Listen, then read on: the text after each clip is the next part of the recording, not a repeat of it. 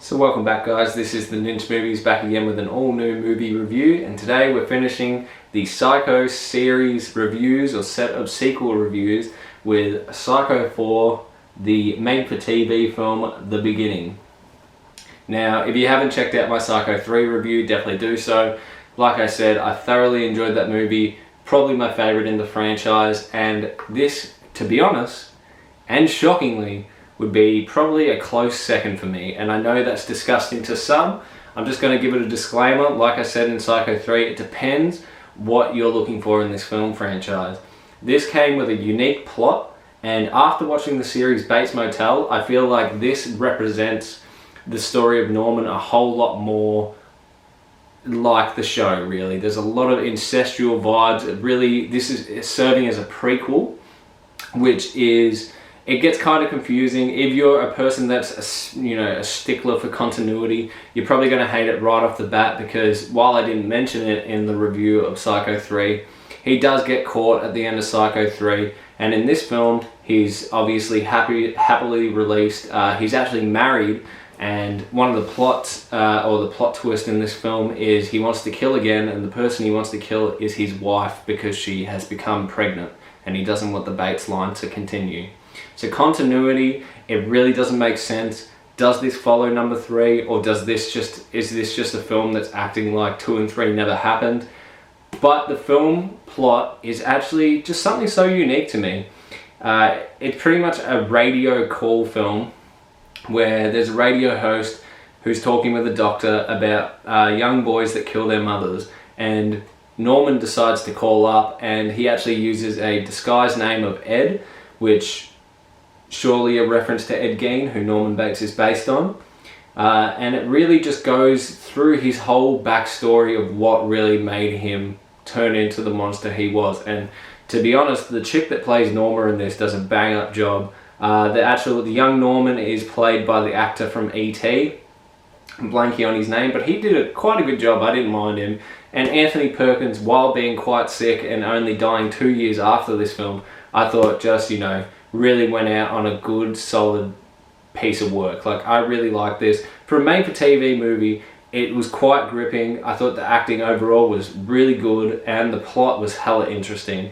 I'm so surprised how much I like these Psycho sequels. Like, honestly, I had a comment the other day from a subscriber saying that he was worried that the sequels would taint the original, and that's totally fine. I can see that. The original is so different to these sequels. These sequels take you for a ride. It depends if you want to know more about Norman. If you want to know more about Norman in a film itself, not the show, this would be the one to go to. This really just shows everything that he went through as a child. It shows his original kills.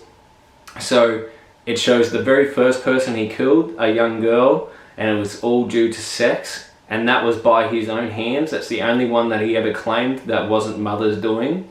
And then it shows an older woman that he killed when, he's starting to get voices through what his mother's telling him. It actually shows the murder of his mother, which is a pretty funny scene. Like I said, the acting is good, but the scene where the iced tea gets spiked, weird ass scene. Like, the chick that's playing Norma is just, she's rubbing the glass on her neck and giggling and pouring little bits, And it's just a weird scene. I'm like, just drink the drink.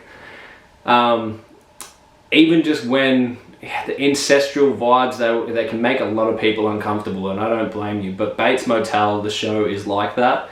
There's a scene in this where he's massaging his mother, and then they're rolling around on the ground, and he cracks a stiff one pretty much over his mother, and she gets up in horror, puts a dress on him, rubs lipstick all over him, and is just like, "Oh, very pretty girl, Norma." Yes, that's right, Norma, and just locks him away.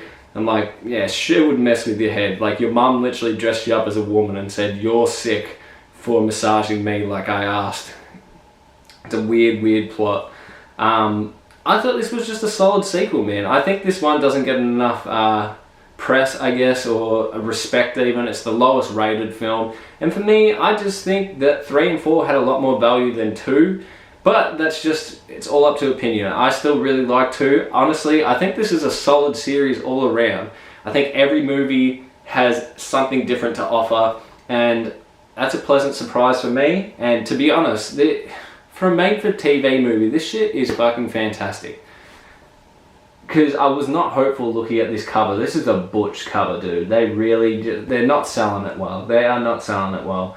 But great plot, great acting, interesting plot, I should say. I really enjoyed the whole radio aspect. And honestly, I could find myself... This is the one, even though I'm not saying it's my absolute favourite one, this is the one I would go back to more recently. Like, I think it's just the most interesting. I like knowing about Norman's past, and I like seeing a couple actors play him in the one film, and also I like seeing Norma not dead, you know, for a portion of the film. I would recommend it, and I would recommend all the series in a whole. Don't be, you know, too scared to check them out just because the first one's a masterpiece. It is, but if you want to delve more into the backstory, the sequels do it for you. And once again, number 3, if you want to see peak Norman crazy, that shit is elite. I was so happy I picked these up and checked out this series finally. I would highly recommend it. And with that said, that completes the series review. Thank you for watching part 2, 3, and 4. If you did, remember to like, subscribe, and I'll see you in the next video. Thank you.